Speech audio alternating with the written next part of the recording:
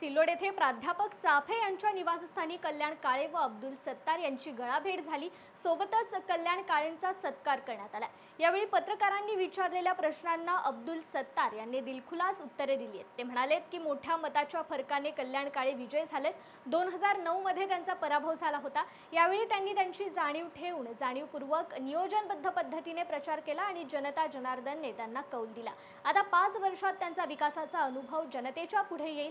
कल्याणरावांसारख्या शिकलेल्या व्यक्तीचा जालना लोकसभा मतदारसंघात फायदा होईल असं मत अब्दुल सत्तार यांनी व्यक्त केलंय। सत्तार साहेब, रावसाहेब दानवे यांचा पराभव झाल्यानंतर उलटसुलट चर्चा सुरू आहे, काय प्रतिक्रिया आपली?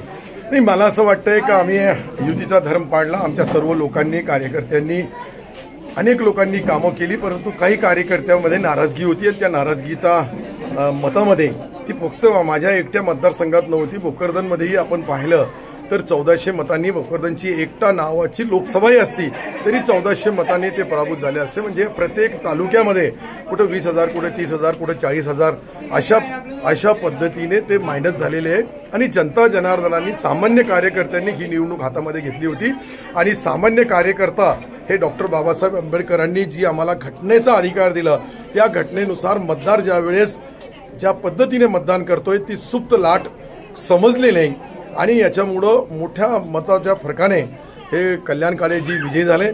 पहिले छोट्या कमी मताने 8,000 मताने त्यांचा 2009 मध्ये पराभव झाला होता।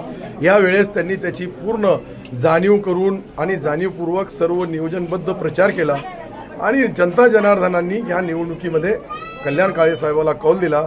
माझी नवनिर्वाचित खासदारांना हीच विनंती राहील की शेवटी माझा पक्ष शिवसेना आहे, त्यांचा काँग्रेस आहे, मी आमदार आहे, ते खासदार आहे, मी मंत्री आहे, ते खासदार म्हणून आपण या मतदारसंघाच्या लोकांनी जे त्यांचा मताचा कौल दिला त्या मताचा कौलाचा विकासाच्या माध्यमातून कल्याण काळे हे आपला कर्तव्य 5 वर्षाचा अनुभव होईल त्यांना आणि या 5 वर्षामध्ये काय काम करतात, कसं काम करतात, कशा पद्धतीने करतात तोही अनुभव जनता जनार्दनच्या समोर येईल आणि कल्याणराव सारखा एक शिकलेला डॉक्टर या मतदारसंघामध्ये आमच्या विधानसभेमध्ये बोलताना, काम करताना मी फार जवळून त्यांना पाहिलेलं आहे, म्हणून त्याचा फायदा निश्चित या जालना लोकसभा मतदारसंघात होईल अशी माझी अपेक्षा आहे।